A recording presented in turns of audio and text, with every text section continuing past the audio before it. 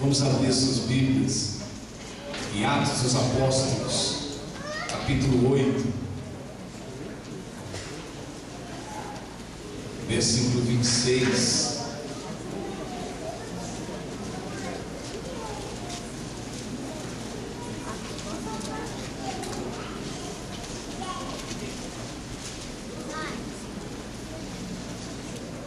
Atos, capítulo 8, versículo 26.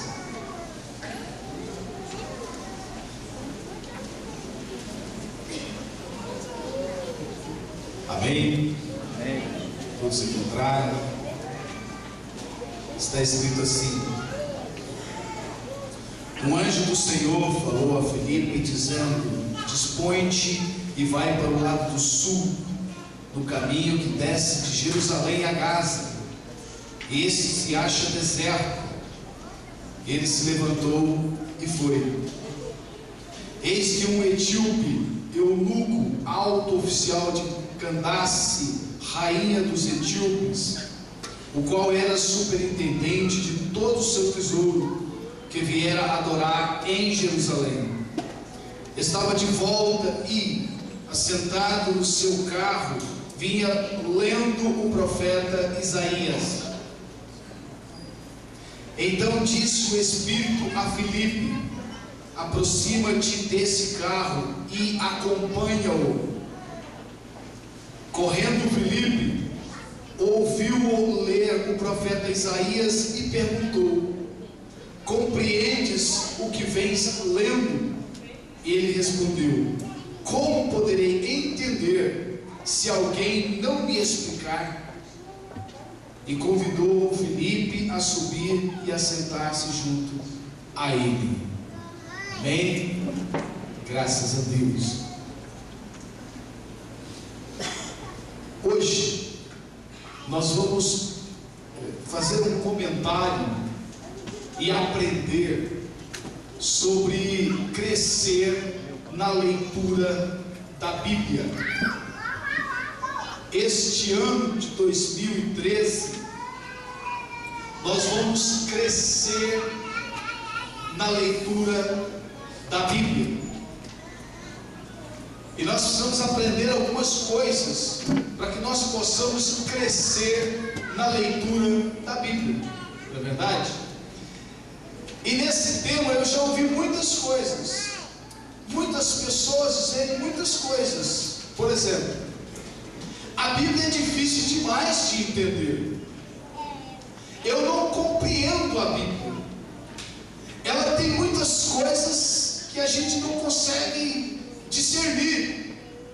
Eu faço confusão quando leio a Bíblia. Apocalipse, então, eu não quero nem olhar, porque aquele negócio é difícil de entender. O que está falando em Apocalipse? O que a Bíblia tem para revelar, se ela é uma revelação, assim como Apocalipse. Como entender a palavra de Deus? E aí, algumas vezes as pessoas começam a ler a Bíblia da forma errada. Ora, se começa errado, termina errado. Não tem como. As pessoas entendem que tem que ler a Bíblia de capa a capa. E aí nós precisamos entender que a parte que mais nos interessa na Bíblia é o Novo Testamento. A parte da igreja é o Novo Testamento.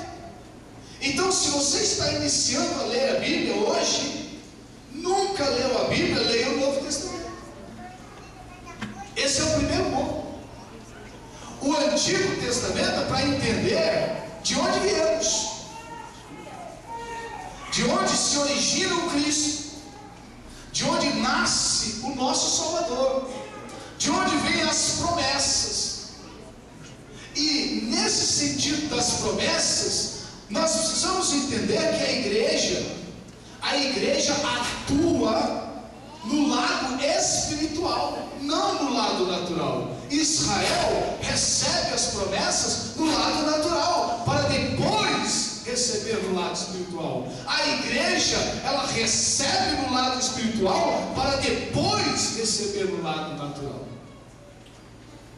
Nossas bênçãos, elas estão nas regiões celestes, para depois refletir no natural. Se você observar a dinâmica de um milagre, ele é primeiro espiritual para depois ser natural. Ele acontece no mundo espiritual para depois se confirmar no mundo natural. E nós precisamos entender isso. Então começa-se a fazer a confusão por isso. Começa-se a fazer a confusão por isso. E por mais coisas. Às vezes as pessoas começam a ler a Bíblia e elas querem ler a Bíblia como se fosse um livro natural, um livro secular. E aí as histórias contidas aqui muitas vezes não fazem sentido algum para nós no contexto histórico que vivemos. Quer ver um exemplo? Aonde você colocar a planta dos seus pés será seu por herança. E as pessoas aplicam isso no mundo natural, no mundo contemporâneo. Está errado. Esta promessa foi para Josué, para Moisés, para Abraão, e eles receberam isso naquele momento e vão receber na plenitude. Então, se eu entender naturalmente, literalmente, o que está escrito dessa forma, logo eu vou tomar posse de alguma coisa que não é minha e que não me é lícito ter. Quer ver um exemplo? Saiamos daqui agora e vamos lá no quartel. Põe a planta dos seus pés e diga: isso aqui é meu. Você vai arrumar um problema. A cavalaria vem te pegar. Eles não vão deixar você tomar posse daquilo. E você, alicerçado em uma leitura equivocada do texto sagrado, logo vai querer tomar posse daquilo. E a culpa será de quem? No primeiro momento, nós atribuímos a Deus. Ora, como alguns estão pregando aí, olha, determine que isso é seu. Isso não é verdade. Isso é um engano. Não é assim que a palavra diz. Aquilo não é para nós. Essa promessa é para nós no mundo espiritual. Quer ver um exemplo? Jesus pregando sobre o reino de Deus, ele dizia aos judeus em primeiro lugar, porque o evangelho veio primeiro aos judeus, depois a nós gentios. Jesus envia os 12 e diz para eles: não entre na casa dos gentios, mas antes pregue esse evangelho às ovelhas perdidas da casa de Israel. Ele envia os 70 com a mesma mensagem. Então o evangelho é para eles. O reino, primeiramente, é para eles. E eles tinham uma cultura de que o reino é natural. O reino de Deus para eles é natural. Ao ponto de, em Atos capítulo 1, versículo 6, o próprio Filipe diz o seguinte: olha, Senhor, é agora, já que o Senhor já morreu, já ressuscitou, já está feito, é agora que o Senhor entrega o reino para nós? Na mente judaica, o reino é natural. Mas Jesus traz essa mensagem no mundo sobrenatural para nós. Ele diz: olha, o reino de Deus, que vocês tanto procuram, que vocês tanto querem, está dentro de você. É sobrenatural. E aí confunde muito mais. Se nós lermos a palavra de Deus com a ideia firme de que é um livro secular, essas histórias certamente vão nos confundir. Mas nós temos que não somente ler a palavra de Deus. A Bíblia não é um livro somente para ser lido, como algumas pessoas pensam, e às vezes fazem, e se vangloriam porque assim fizeram. Elas acham que lendo a Bíblia 10, 20, 30, 40, 50 vezes, elas estão fazendo um favor para Deus e estão se promovendo no meio da igreja. Isso não é verdade. Não é assim que a palavra nos ensina para lermos a Bíblia. Elas acham até que lendo a palavra de Deus, lendo a Bíblia, às vezes de joelho, ela vai obter um favor maior de Deus. Às vezes em milhos, em tampinhas de garrafas, não é virada para baixo, é virada para cima, ferindo os seus joelhos, e eles acham que com isso vão alcançar o favor divino mais rápido. Está errado. O apóstolo Paulo teve isso em sua mente muito clara. Ele tinha um espinho na carne, e de repente ele questiona Deus acerca desse espinho. Me tira esse espinho. E Deus diz para ele: olha, a minha graça, Paulo, te basta.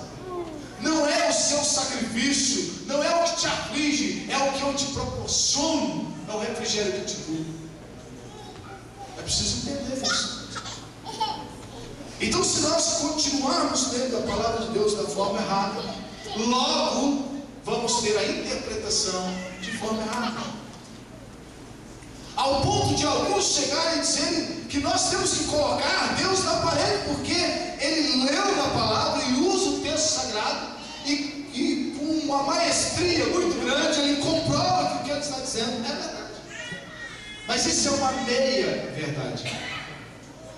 Ontem estava conversando com o Lucas e mais alguns irmãos ali. A habilidade de que algumas pessoas têm de introduzir o profano em meio ao sagrado. Eles fazem isso com uma maestria, com uma habilidade tão grande, que às vezes a gente pensa que eles têm razão. E eles contam uma mentira com uma força de verdade tão grande, que acabam acreditando e nos convencendo às vezes. E a gente não pode deixar isso na nossa mente. A verdade é a palavra de Deus. A verdade está contida na palavra de Deus. Então, como ler a Bíblia da forma correta? Queridos, Deus chama Josué, lá no capítulo 1, versículo 3, ele vai dizer para Josué, no versículo 8, ele vai dizer para Josué: olha, não aparte desta lei, antes medita nela todos os dias e todas as noites. Então, ele pega o salmista no Salmo 1, versículo 2, diz: olha, medita nesta lei de dia e de noite, e você será bem-aventurado. E o que é ser bem-aventurado? É aquele que desfruta da felicidade celeste. Então todos nós somos, na essência da palavra, bem-aventurados. Estamos desfrutando da felicidade celeste. Para continuarmos desfrutando, precisamos meditar nessa palavra de dia e de noite. Mas o que é meditar? Não é somente ler, não é somente pegar a Bíblia e ler um texto, e às vezes um capítulo inteiro, às vezes um livro inteiro.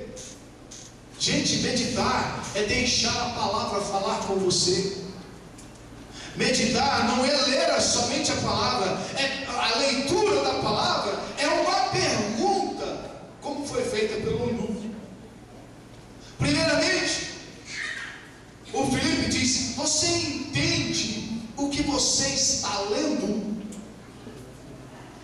Nós estamos entendendo o que estamos lendo acerca da palavra de Deus?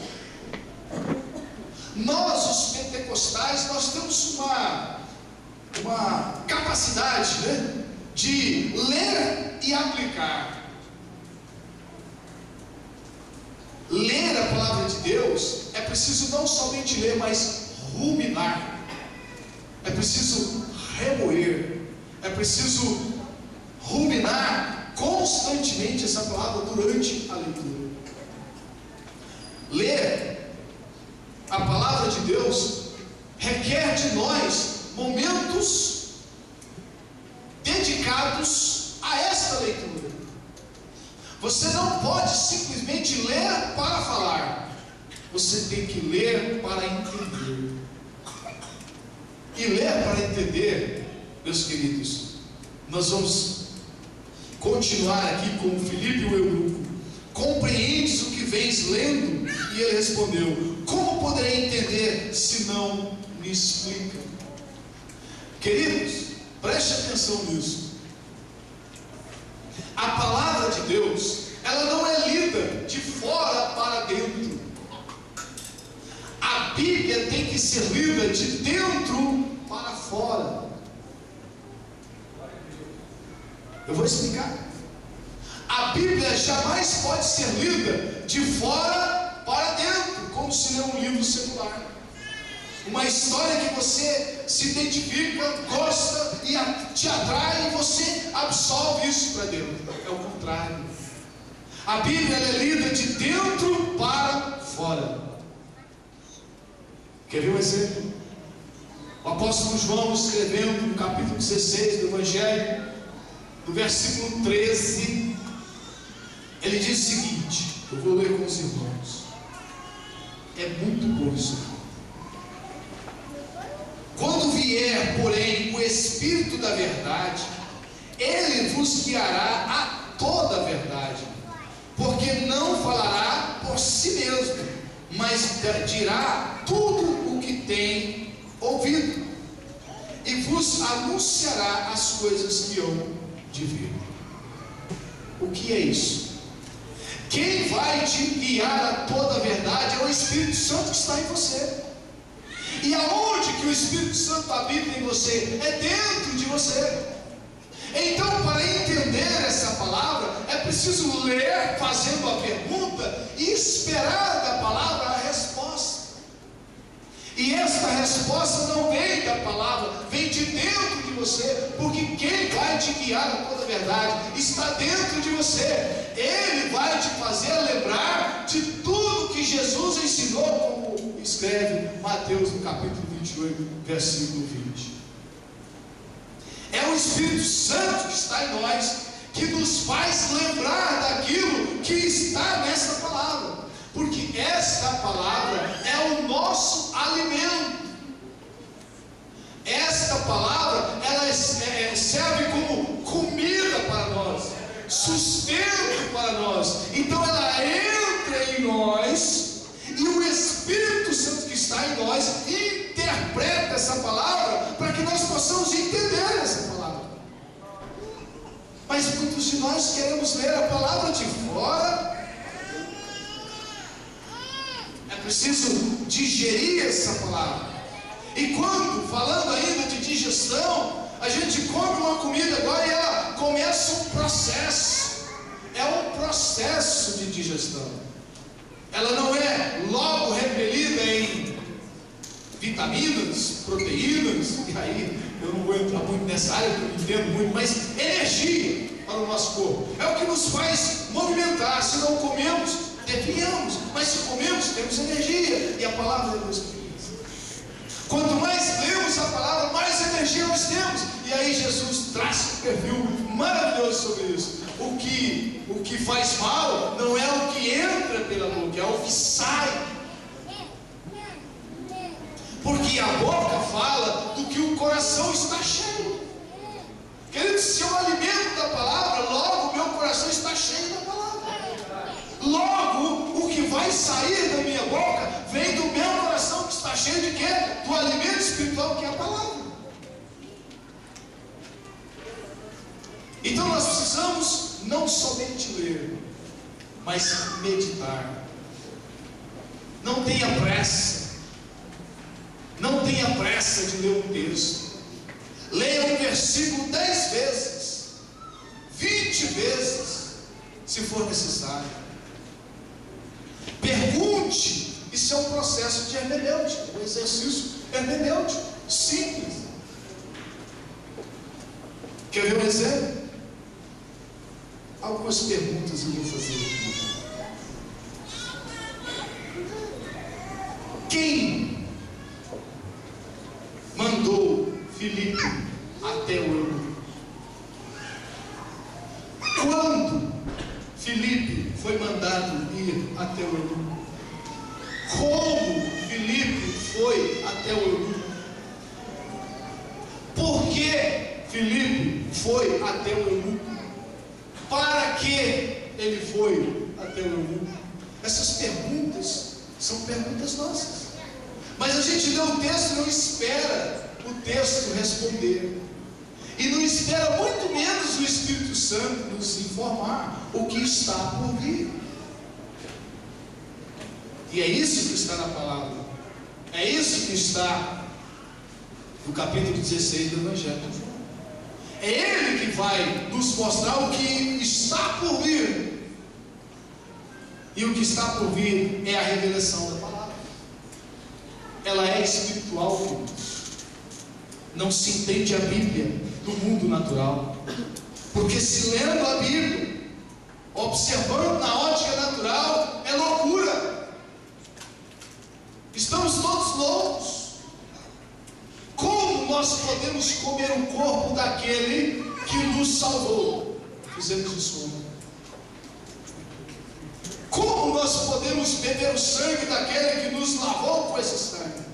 É loucura. É loucura. Como esse Deus morre, Ele que é o autor da vida e é eterno, além da imortalidade? Como entender isso? Isso é loucura. Isso é loucura. Entender isso no mundo natural é loucura. O apóstolo Paulo se encontra com algumas pessoas e que eram os maiores pensadores daquela época.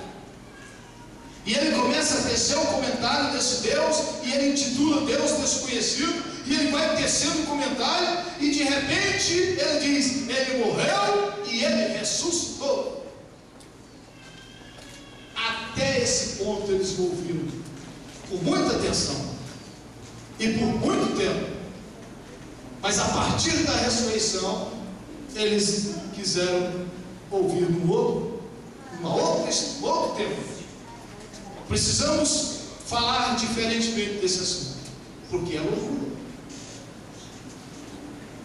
O próprio apóstolo Paulo disse que o Evangelho, para nós que cremos e que entendemos a graça, é o poder de Deus, mas para o mundo é loucura. E é loucura. E é loucura. Parece que nós estamos numa viagem transcendental, não é verdade? Mas a nossa viagem é transcendental. Nós temos que transcender o natural para entender o espiritual. Como esse Deus vai nos levar? Como nós agora fazemos parte somente dele? E eu já preguei aqui como entender que Deus está em Cristo, reconciliando consigo mesmo todos aqueles que estão em Cristo. Como entender? O Evangelho é espiritual. Então, se queremos entender e ler da forma correta a palavra de Deus, é preciso meditar. Não é gastar tempo, é ganhar tempo, é doar o seu tempo, é oferecer o seu tempo na leitura da palavra, para que você possa subtrair dessa palavra, sacar dessa palavra aquilo que ela tem de melhor para você. Então, nesse ano de 2013, vamos começar o ano com o pé direito mesmo, porque todos os nossos pés para Deus, gente, é pé direito. Não importa, tem gente que segue místico, metódico, religioso na acepção da palavra, né? Eu não vou entrar com o pé esquerdo, volta e dá 3 pulinhos e pisa com... Esquece isso, gente. Nós não precisamos disso, porque quando nós entramos em algum lugar, não somos nós que entramos, é Cristo entrando conosco. Não tem jeito de errar. É porque às vezes nós Aí nós precisamos dessas coisas. Mas quando entendemos a graça, nós temos liberdade em Cristo Jesus. Fora dele não há liberdade, há escravidão. Vocês entenderam isso? Sério? Gente, eu posso começar tudo de novo. Não precisa não, né? Então estou feliz. Amados, vamos começar lendo e meditando na palavra de Deus. Use essa mensagem para que você possa ter uma nova visão daquilo que você às vezes já leu. Comece a ler de novo, mas comece a ler dedicando tempo a esta leitura, e você vai ver que o Espírito Santo que está dentro de você vai te mostrar coisas maravilhosas acerca daquilo que está escrito. Amém? Deus abençoe. Fique de pé, eu quero orar com você.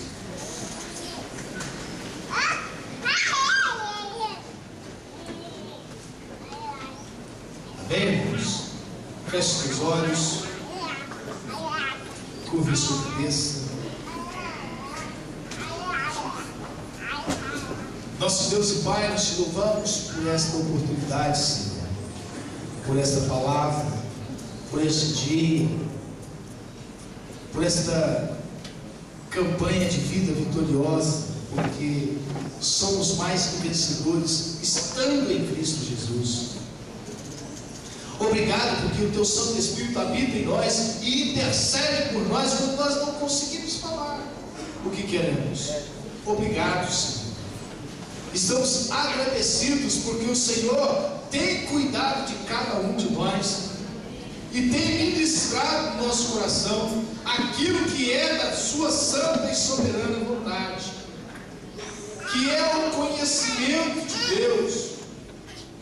E nós precisamos conhecer, e não somente conhecer, mas prosseguir em conhecer ao Senhor, porque as riquezas, as insondáveis riquezas do conhecimento, do poder de Deus são grandes demais, são infinitas.